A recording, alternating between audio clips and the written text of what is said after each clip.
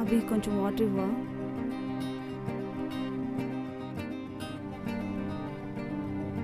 కొంచెం పిల్లో ఇవ్వవా?